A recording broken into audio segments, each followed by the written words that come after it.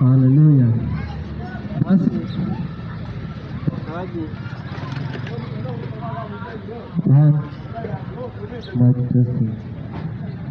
haya, basi wakaji wa eneo hili ambayo ni eneo la Sofia, na wasalimu kwa salamu za upendo wa Mwokozi wetu za amani.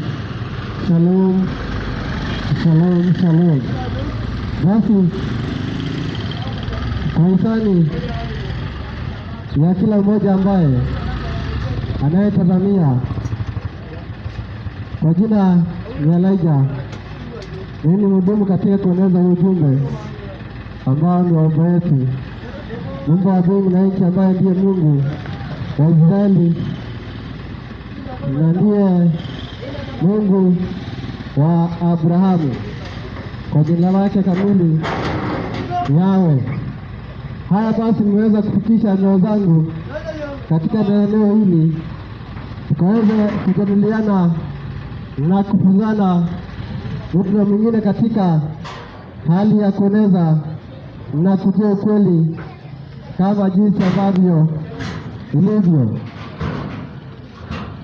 Ni katika kujua ukweli kama jinsi ambavyo ilivyo, kwa sababu ni vizuri sana wahubiri wamehubiri na bishopu wameeneza Injili, na pia tukapata makanisa mengi sana duniani, lakini wote wanasema wanamcha Mungu huko kanisani, na ni vizuri kabisa, kwa sababu utaipata kanisa ya PEFA, ya SDA, ya Catholic na mengi sana zaidi, na pia ya Wakristo, pia Waislamu wenzetu tutawapata pale pale, na ni katika njia ya kueneza habari